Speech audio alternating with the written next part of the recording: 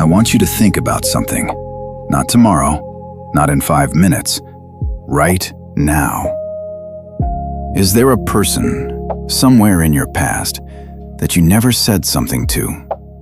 A moment where the words were right there, on the tip of your tongue, and you just didn't. If something just moved in your chest, stay with me, because this video is for you. Welcome to Unspoken Hearts. I'm glad you're here. Today we're going to talk about something that nobody talks about. Not at dinner, not with your friends, not even with your therapist half the time. We're going to talk about the cost of silence. Not the silence after an argument, not the silence of grief. I mean the specific, particular ache of a moment you let pass. A connection you didn't make. A feeling you didn't name. A person who walked out of a room and you let them. And here's what makes this so quietly devastating. It doesn't get smaller over time. It compounds.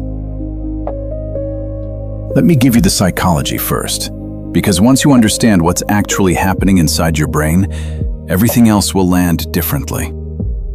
Psychologists have a term for what happens when you let a moment pass. They call it counterfactual thinking. It sounds clinical, but here's what it actually means. Your brain, this extraordinary, beautiful, completely ruthless machine, does not let go of unfinished stories. When you walk away from a moment, your mind doesn't file it away, it starts building. It constructs an entire parallel life in high definition, with full emotional detail of what could have happened. The conversation you could have had, the laugh you might have shared, the coffee that could have turned into dinner, the life that might have shifted completely from that one exchange. And research shows something deeply uncomfortable about this. We don't regret our failures nearly as much as we regret our silences. You heard that right. The things we tried and failed, we make peace with, we process them, we learn, we move on. But the things we never tried, those stay open. Like a wound that never gets the chance to close. I want to tell you about a man I know. Let's call him Mark. Mark is 52 years old. He's successful, the kind of man who looks like he has every corner of his life figured out. Good career, solid friendships, a life that, from the outside, looks exactly the way a life is supposed to look. But Mark told me a story a while back, over a couple of drinks, the kind of conversation that only happens late at night, and it hit me like a freight train. He was 25, standing in a crowded bookstore in Manhattan. It was a Saturday afternoon, the kind of day that feels golden, unhurried, full of possibility. And across the aisle, he saw a woman. She was holding a biography, a specific book he had read twice and loved completely. She was reading the back cover with this expression, this quiet, curious, intelligent expression. And he told me he felt something click. Not in a dramatic way, just in that quiet way that feels completely real. He had the perfect opener. He literally had the words ready. The book was the bridge. It was effortless. It was right there. And then he spent 20 minutes talking himself out of it. She's probably waiting for someone. She looks like she wants to be left alone. I'm not exactly what she'd go for. This is weird. This is too much. Who does this? She put the book back on the shelf. She picked up her bag. She walked toward the door. And Mark, frozen in the biography section, watched her leave. He looked me in the eye when he told me this, and he said, very quietly, "I still remember the title of the book, still remember the exact shade of her scarf. I don't even know her name. But 27 years later, I still feel that moment like a physical ache in my chest." 27 years for a 30-second conversation that never happened. I call this the fear tax. Every time you stay silent, every time you choose the comfort of not trying over the risk of actually connecting, you pay a tax. Not in money, in something worth a lot more. You pay in years of wondering. And here's the thing about the fear tax that makes it so insidious. In the moment, it feels like the safe choice. You walk away, you feel a small sting, and then you think, okay, that's done, I'm fine. But the bill doesn't come immediately. It comes slowly. At 3 a.m. years later, in a quiet Tuesday afternoon when something random, a song, a scarf in a store window, the spine of a book, sends you back. And by 40, by 50, most of us are carrying a balance we never agreed to. A whole archive of almost. So why do we do it? Why does a grown adult, someone who has navigated job losses and heartbreaks and actual hard things, freeze in front of a stranger in a bookstore? Psychologists call it the spotlight effect. It's the deeply human and deeply wrong belief that everyone in the room is watching you, judging your posture, waiting for you to trip over your words, mentally scoring your performance. Here is the reality check. Nobody is looking at you. They are all, every single one of them, too busy staring at their own spotlight. The woman in the bookstore wasn't watching Mark deliberate for 20 minutes. She was thinking about her afternoon, her coffee getting cold, whether to buy the book or put it back.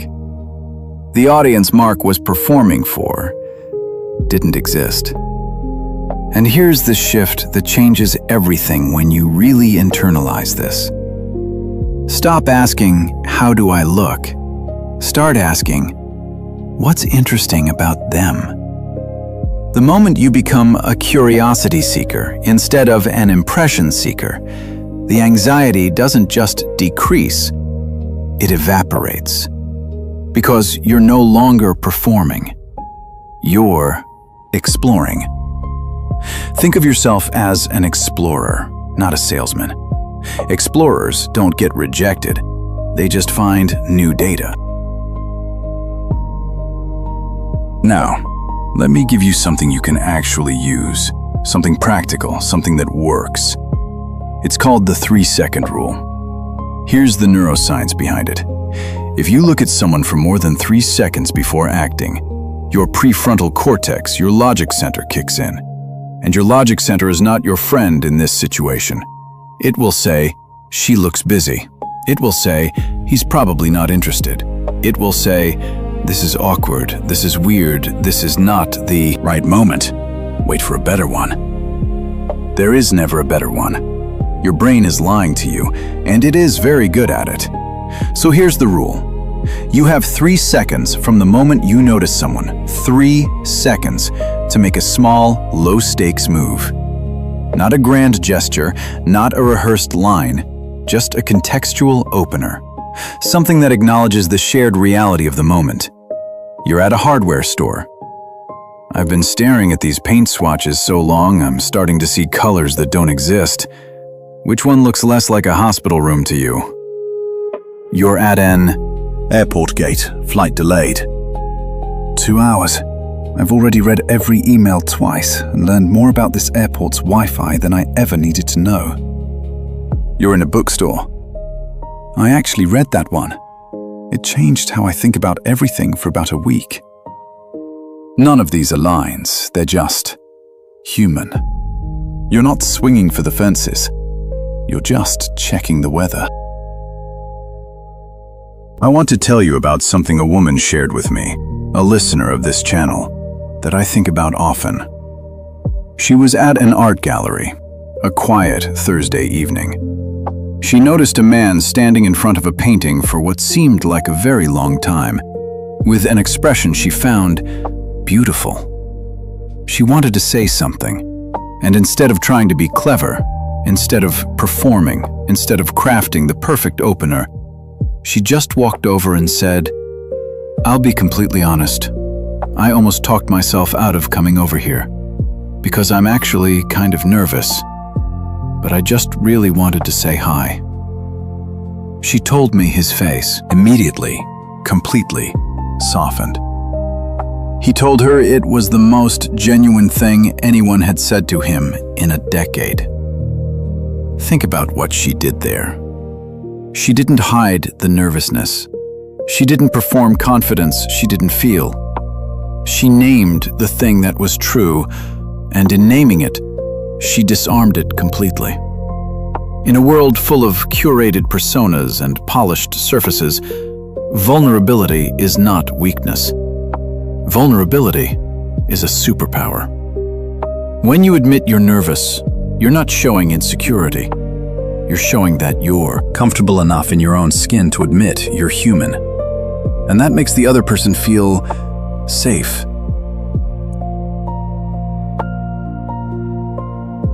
Here's what I want you to sit with before we close.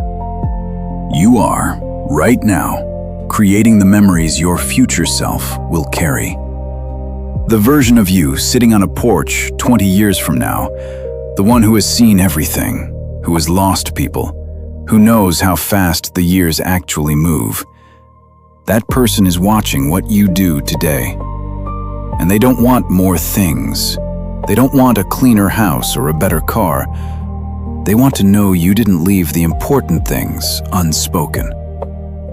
Mark, 52 years old, a good life by every measure, is still paying the fear tax on a 30-second conversation that never happened in 1997.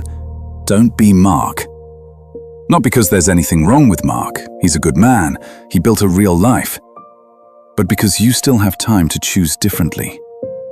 Here is the brutal truth that nobody tells you at 40. A no is a clean ending. A maybe is a ghost that haunts you for life. The worst case scenario, you get a polite smile and a 2-minute chat that goes nowhere. You walk away with a clean ending, a closed door, something your brain can actually file away. But the best case, a conversation that changes the entire trajectory of your life. So here is your assignment. Not next week, tomorrow. Go somewhere public, a park, a hardware store, a quiet coffee shop. Find one person who makes you think they look interesting, and just let them know you noticed. That's it. That's the whole assignment. Not a relationship, not a date, not a grand romantic gesture, just a human moment. And I want to hear about it. Tell me in the comments, what is the unspoken moment you're still carrying? The one that comes back to you sometimes at 3 a.m. The one you never said out loud. Say it here. Sometimes just naming it is the first step to making sure it never happens again. This is Unspoken Hearts. Stay bold, stay curious, and I'll see you in the next one.